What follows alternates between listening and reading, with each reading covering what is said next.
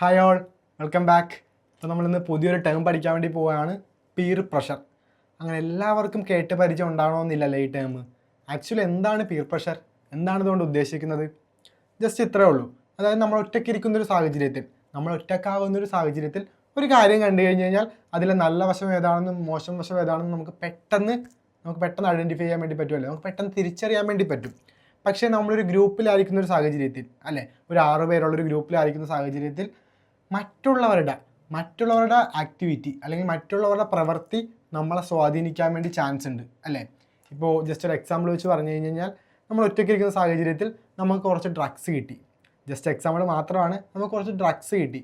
അപ്പോൾ നമുക്ക് കൃത്യമായിട്ട് മനസ്സിലാവും ഡ്രഗ്സ് യൂസ് ചെയ്യാൻ പാടില്ല, അല്ലേ, ഇത് യൂസ് ചെയ്ത് കഴിഞ്ഞ് കഴിഞ്ഞാൽ ഇതിന് ഇത്ര ദോഷങ്ങളുണ്ട്. അപ്പോൾ നമ്മളതിനെ കൃത്യമായിട്ട് അവോയ്ഡ് ചെയ്യും. നമുക്കത് മനസ്സിലാവും, നമുക്കത് തിരിച്ചറിയാൻ വേണ്ടി പറ്റും, അല്ലേ. ഡ്രഗ്സിൻ്റെ ദോഷവശങ്ങൾ ഇതൊക്കെയാണ്, ഇത് യൂസ് ചെയ്യാൻ വേണ്ടി പറ്റത്തില്ല.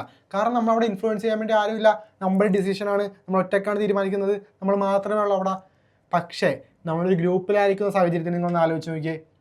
ഒരു 6 പേരുള്ള ഗ്രൂപ്പ്, നമ്മുടെ 6 ഫ്രണ്ട്സിൻ്റെ ഒരു ഗ്രൂപ്പ്, നമ്മൾ ഉൾപ്പെടെ 6 പേര്, ഓക്കെ. അപ്പോൾ ബാക്കിയുള്ള 5 പേരും ഡ്രഗ്സ് നന്നായിട്ട് യൂസ് ചെയ്യുന്നു.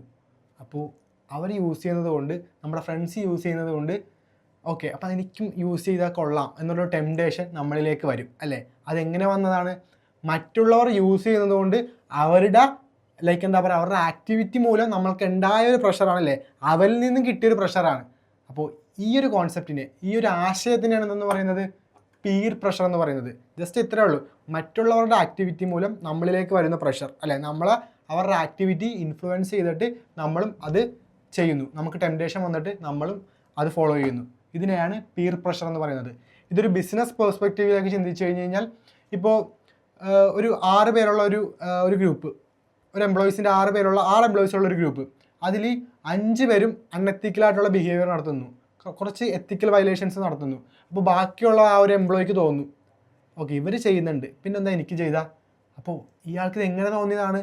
മറ്റുള്ള 5 പേരുടെ ആക്ടിവിറ്റിയിൽ നിന്നും ഇയാൾക്ക് കിട്ടിയ പ്രഷറാണ്, അല്ലേ. അതല്ലാതെ ഇയാൾക്ക് സ്വന്തമായിട്ടുണ്ടായതല്ല. മറ്റുള്ള 5 പേരും, ആ ഗ്രൂപ്പിലുള്ള മറ്റുള്ള 5 പേരും അൺഎത്തിക്കലായിട്ട് ബിഹേവ് ചെയ്യുന്നത് കൊണ്ട് 6ാമനായ ഇയാളിലേക്ക് വന്ന പ്രഷറാണത്. അപ്പോൾ അവരുടെ ആക്ടിവിറ്റി ഇയാളെ ഇൻഫ്ലുവൻസ് ചെയ്തതാണ്. അപ്പോൾ ഈ ഒരു ടൈമിനാണ് എന്തെന്ന് പറയുന്നത്, പീർ പ്രഷർ. ഓക്കെ, ഇതിനൊരു നെഗറ്റീവ് ആസ്പെക്റ്റും ഉണ്ട്, ഒരു പോസിറ്റീവ് ആസ്പെക്റ്റും ഉണ്ട്.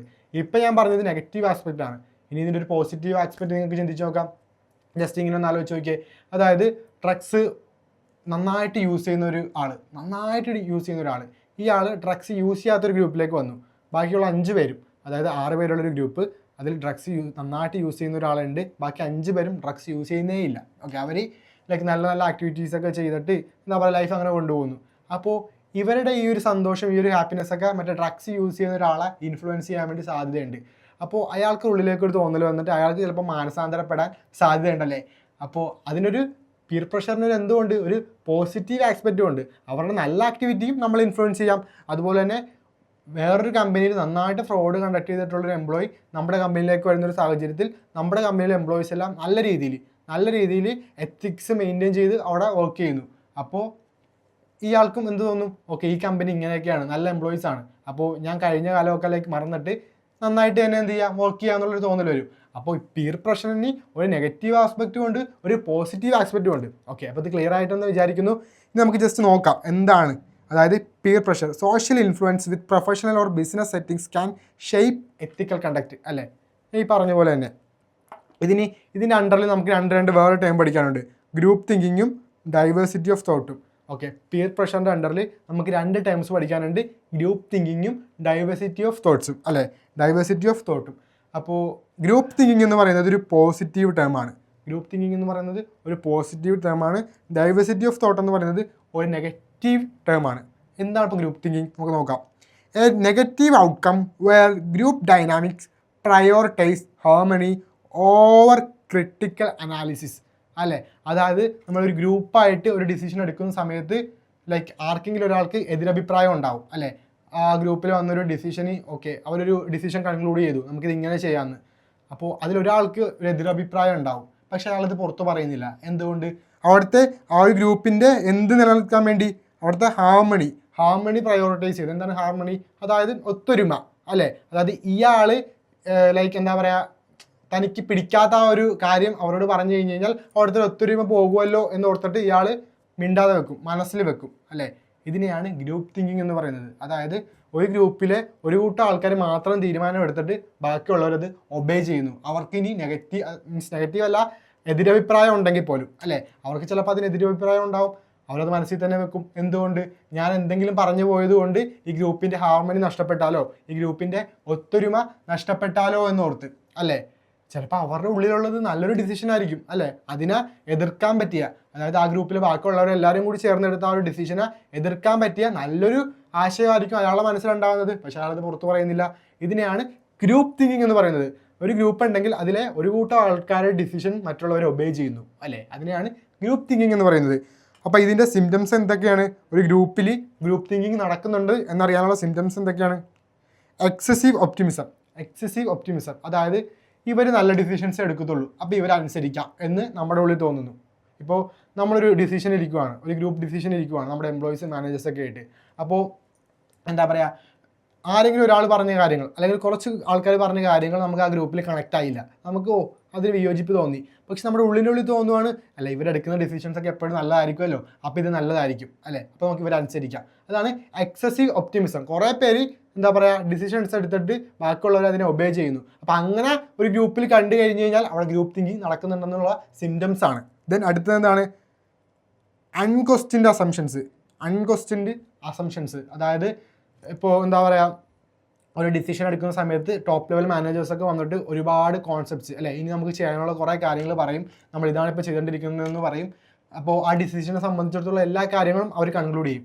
അപ്പോൾ എംപ്ലോയീസിന് അതല്ലെങ്കിൽ വേറെ കുറച്ച് ആൾക്കാർ മാനേജേഴ്സിന് അവർക്ക് അവരുടെ ഉള്ളിൽ കുറേ ക്വസ്റ്റ്യൻസ് ഉണ്ടാവും, പക്ഷെ അവരത് പുറത്ത് പറയുന്നില്ല. കാരണം എന്താണ്? ആ ഹാർമണി നിലനിർത്താൻ വേണ്ടി അല്ലെ, അവരെ ഒത്തൊരുമ നിലനിർത്താൻ വേണ്ടി.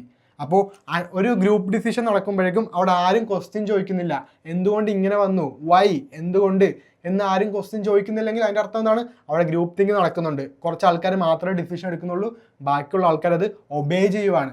അപ്പോൾ ഇങ്ങനെയുള്ള സിംറ്റംസ് ഒക്കെ ഒരു ഗ്രൂപ്പ് ഡിസിഷനിൽ നടക്കുന്നുണ്ടെങ്കിൽ അവിടെ എന്താണ് അതിൻ്റെ അർത്ഥം? അവിടെ ഗ്രൂപ്പ് തിങ്കിങ് നടക്കുന്നുണ്ട്. ഓക്കെ, ഇനി ഗ്രൂപ്പ് തിങ്കിങ് സൊല്യൂഷൻ എന്താണ്?